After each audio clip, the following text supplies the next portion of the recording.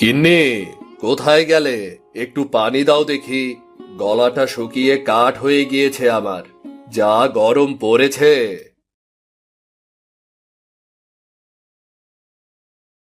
নাও পানি, ভাতও এনেছি, খেয়ে নাও।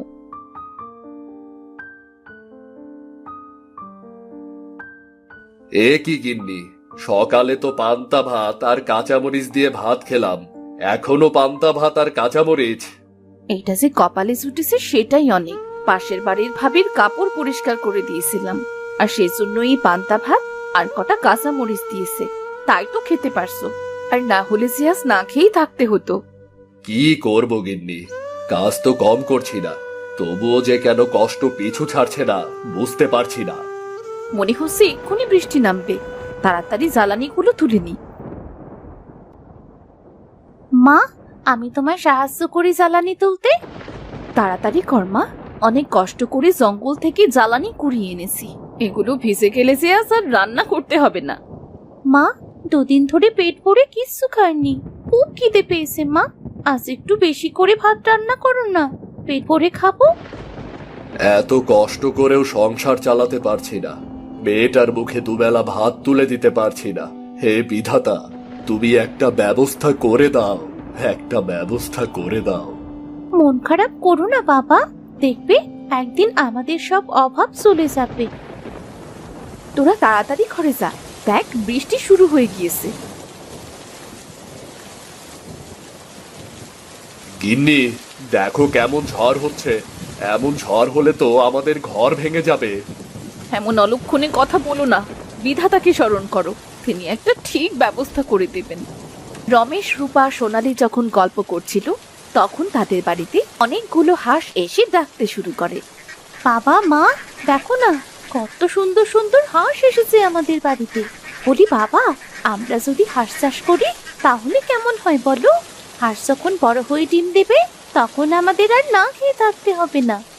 কথাটা তুই মন্দ বলিসনি রে মা, কিন্তু হাঁস কেনার মতো টাকা যে আমার কাছে নেই রে। বাবা, আমরা সবাই মিলে পরিশ্রম করব, টাকা জোগাড় করব। সে সময় হলে দেখা যাবে। তোরা এবার থামতো, বলি শুনছো? দেখতে দেখতে তো সন্ধে হতে চললো, বৃষ্টি থামার তো কোনো নাম গন্ধও নেই। তবে কি আজও না খেয়ে থাকতে হবে? গিন্নি, ঝড় কম হয়ে গিয়েছে, আমি বাজারে যাচ্ছি কাঠগুলো বিক্রি করতে। কিন্তু বাবা, বাইরে তো অনেক জোরে বৃষ্টি হচ্ছে, এই বৃষ্টির মধ্যে তুমি কেমন করে বাজারে যাবে? আবার কিছুই হবে না। গিন্নি, তুমি ছাতাটা নিয়ে আসো দেখি। তোমাকে আর এই বৃষ্টির মধ্যে বাজারে গিয়ে কোনো কাজ নেই। আমি সীমা ভাবির বাড়িতে গিয়ে দেখছি দুটো চাল জোগাড় করতে পারি নাকি।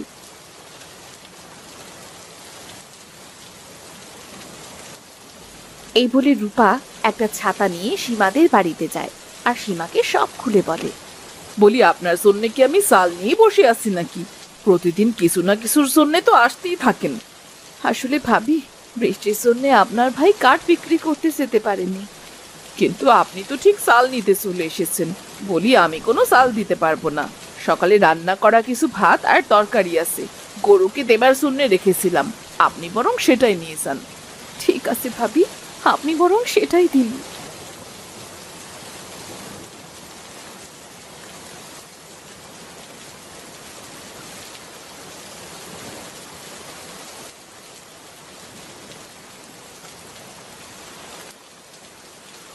ওগো, চাল কি পেলে? না, সীমা ভাবি চাল না দিয়ে অনেক অপমান করেছে, তবে সকালের কিছু বাসি ভাত দিয়েছে। আজ বরং এটা খেয়েই দিন কাটিয়ে দাও।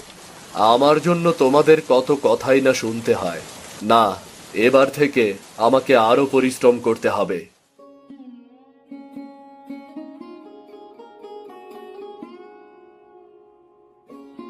বাবা, কোথায় যাচ্ছ তুমি? তোর কাশেম চাচার ক্ষেত পরিষ্কার করতে যাচ্ছি রে। আমিও যাব বাবা, তোমার সাথে আমিও যাব। কাশিম চাচার ক্ষেতের পাশেই তো নদী, নদীর উপর অনেক রকম শাক পাওয়া যায়, আমি সেগুলো তুলবো। তুমি বাজারে গিয়ে বিক্রি করো বাবা। তোকে কষ্ট করতে হবে না মা, তুই খেলতে যা। না বাবা, আমি টাকা গুছিয়ে হাঁস কিনতে চাই। মেয়েটা মধ্য বলেনি, আমিও মানুষের বাড়িতে কাজ করব। সবাই মিলে কাজ করলে হাঁস কেনার ঠিক একটা ব্যবস্থা হয়ে যাবে। আচ্ছা ঠিক আছে, তবে চল তুই আমার সাথে।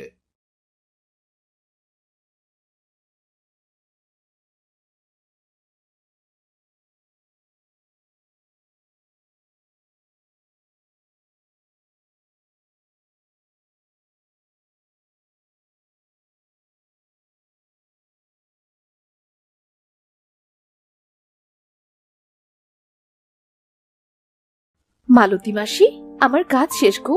যদি টাকাটা দিতে তবে চলে যেতাম গো। এই নাও তোমার টাকা। আজ তুমি আমার অনেক বড় উপকার করলে। শরীরটা যে আমার বড্ড খারাপ, উঠতেই পারছি না। তুমি না এলে গরু তো না খেয়েই থাকতো। আমারও টাকাটা দরকার মাসি। আসলে মেয়েটা জেদ ধরেছে হাঁস পুষবে, কিন্তু হাঁস কেনার মতো তো টাকা নেই, তাই আর কি। এটা তো খুব ভালো কথা। একবার যদি অনেকগুলো হাঁস কিনতে পারো তবে তোমাদের আর অভাব থাকবে না। দোয়া করো মাসি, আমি আসি তবে। বাবা, তুমি তাহলে ক্ষেতটা পরিষ্কার করো, আমি নদীর ওপর থেকে শাকগুলো তুলে নিই। এই বলে সোনালি যায় নদীর পাড়ে শাক তুলতে, আর রমেশ এদিকে ক্ষেত পরিষ্কার করতে থাকে।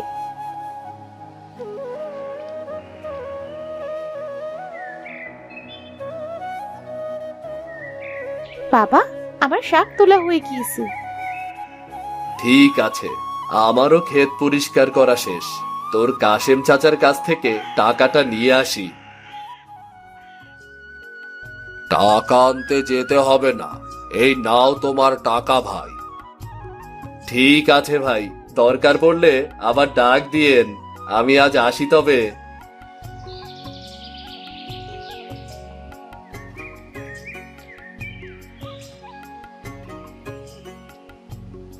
গিন্নি, ও গিন্নি, কোথায় গেলে? আমি বাজারে যাচ্ছি শাক বিক্রি করতে। দাঁড়াও, আমার কাছেও কিছু টাকা আছে। আজ কাজ করে পেয়েছি, এই টাকাও নিয়ে যাও। যদি কম দামের ভেতরে হাঁস পাও তবে কিছু হাঁস নিয়ে এসো। ঠিক আছে গিন্নি। এই বলে রমেশ শাক বিক্রি করতে বাজারে চলে যায়।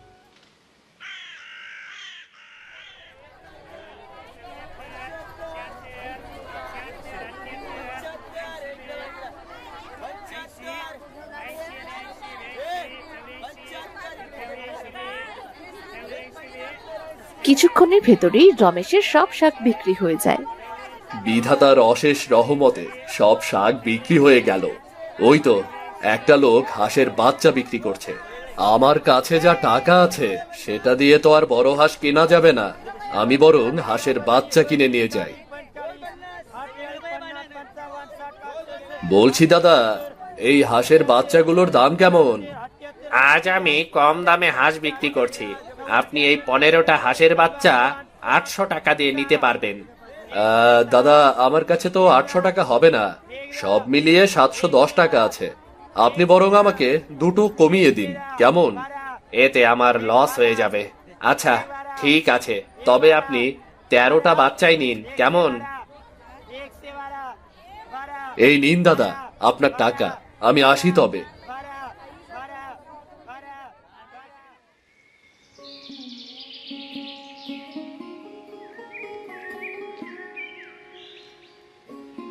বাবা, তুমি হাঁসের বাচ্চা এনেছো? আমার খুব আনন্দ হচ্ছে বাবা। আমাদেরও আজ থেকে অনেক হাঁস হলো। ওগো, এতগুলো যে হাঁসের বাচ্চা আনলে, তা এত হাঁস বড় হলে তুমি রাখবে কোথায়? আর তাছাড়া ওদের জন্য খাবার এনেছো, আজ ওদের কি খেতে দেবে? না গিন্নি, হাঁস কিনে সব শেষ হয়ে গিয়েছে। আচ্ছা মা, আমি হাঁসগুলোকে ছেড়ে দিয়ে চারপাশটা ঘুরিয়ে নিয়ে বেড়াই। ওরা পোকামাকড় কুটে কুটে খাবে, আর কাল একটা ঠিক ব্যবস্থা করা যাবে।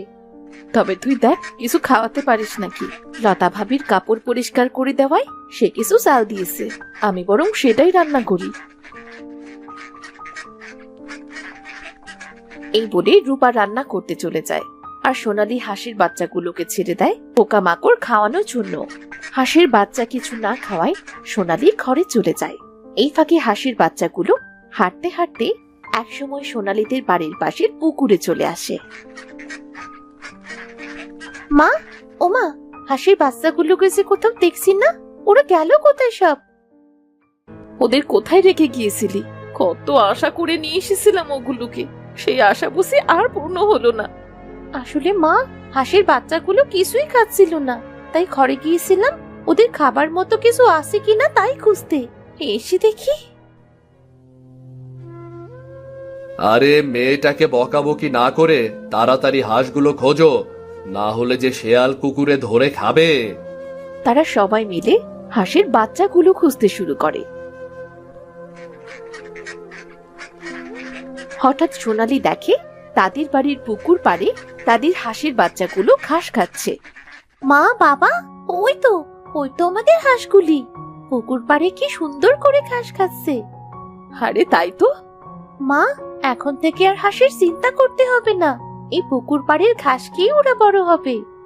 কথাটা মন্দ বলিসনি, কিন্তু ওদের কোথায় রাখবো? তেমন জায়গাই তো নেই। কেন বাবা, তুমি এই পুকুর পাড়ে হাঁসগুলো থাকার জায়গা করে দাও। তাছাড়া এই পুকুর তো আমাদেরই, এখানে হাঁস পুষলে অনেক ভালো হবে, ওদের গোসল করতেও সুবিধা হবে। বলি আমরা বরং এই পুকুরে ছোট ছোট মাছ ছাড়বো। শুনেছি মাছ খেলে হাঁস অনেক বড় হয় আর তাড়াতাড়ি ডিম পাড়ে। হাঁসগুলো ভালোভাবে বড় করার জন্যে আমাদের সবাইকে অনেক পরিশ্রম করতে হবে। মা সোনালি, হাঁসের বাচ্চাগুলোর পেট ভরে গিয়েছে, আজ এদের বাড়িতে নিয়ে চল। কাল ওই পুকুর পাড়েই আমি হাঁসের জন্য ঘর বানিয়ে দেব। ঠিক আছে বাবা।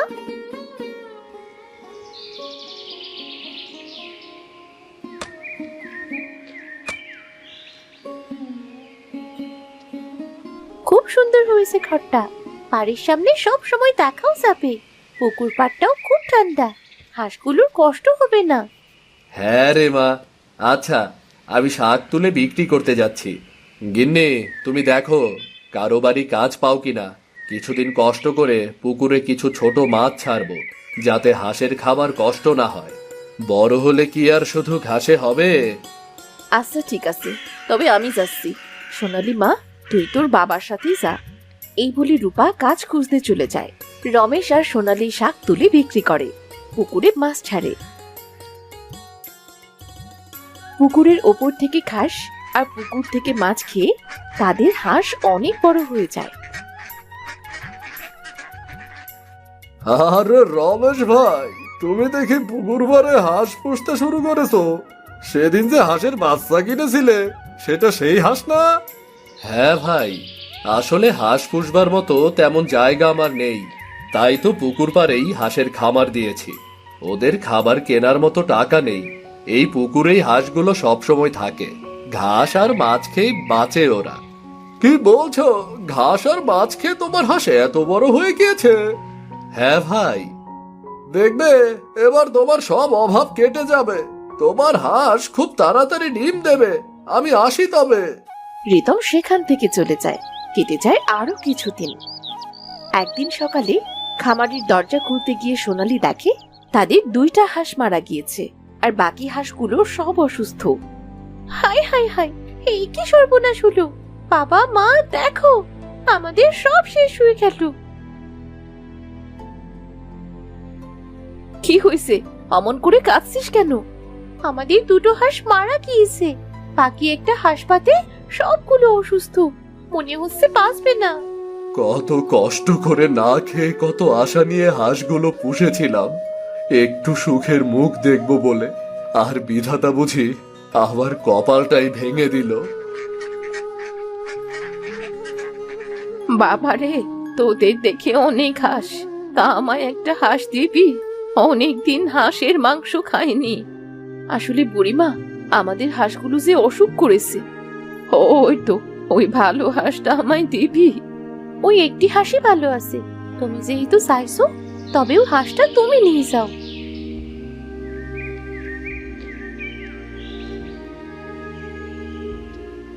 তোদের মন অনেক বড়, একটা হাঁস বাঁচবে জেনেও সেটা আমায় দিয়ে দিলি। একটা হাঁস দিয়ে আর কি হবে বুড়িমা? কত কষ্ট করে জায়গা না থাকায় পুকুর পাড়ে হাঁস পুষেছিলাম। জানি না কি হলো সব হাঁসের, সব অসুখ করেছে। পুকুর পাড় তো ভেজা স্যাঁতসেঁতে জায়গা, পুকুরের পাড় থেকে একটু দূরে খামার করতে পারতি বাবা। এমন স্যাঁতসেঁতে জায়গায় তো হাঁসের অসুখ করবেই। হাঁসেরা পানিতে থাকে ঠিকই, কিন্তু রাতে তো তাদের শুকনো জায়গার দরকার।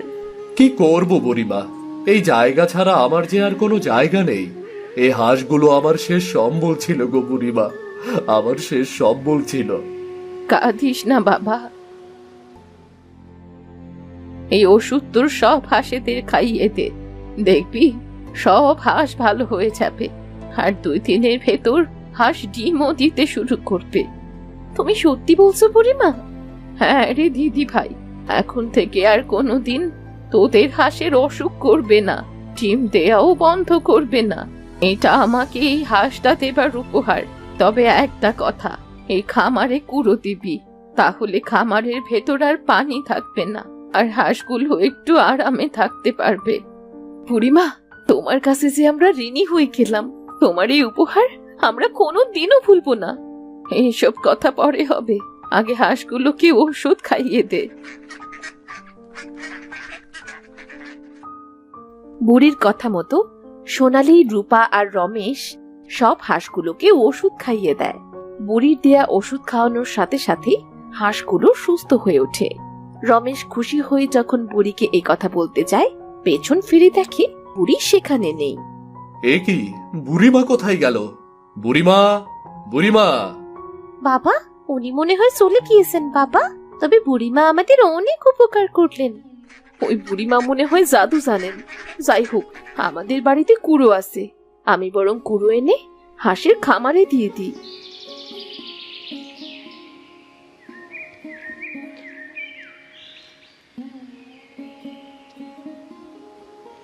রূপা বাড়ি থেকে কুড়ো এনে হাঁসের খামারে দিয়ে দেয়। 2-3 দিন পর সোনালী পুকুর পাড়ে গিয়ে দেখে সেখানে অনেকগুলো ডিম। মা, বাবা, তোমরা দেখে যাও, আমাদের হাঁস পুকুর পাড়ে ডিম দিয়েছে। সত্যি তো? বুড়িমার কথা সত্যি হলো। বাবা, এখন থেকে আমাদের এই হাঁস আর ডিম পাড়া বন্ধ করবে না। এখন থেকে আমাদের সব অভাব চলে যাবে বাবা। তুই ঠিক বলেছিস মা। আমি ডিমগুলো বিক্রি করে বাজার করে আনি। এখন থেকে আর আমাদের না খেয়ে থাকতে হবে না রে মা।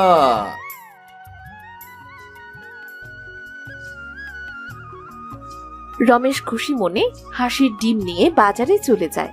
সে ডিম বিক্রি করে বাজার করে আনে। আর এরপর থেকে তাদের সবগুলো হাঁসে প্রতিদিন ডিম দিতে শুরু করে, যা বিক্রি করে তাদের সংসারটা ভালোভাবেই চলে যায়।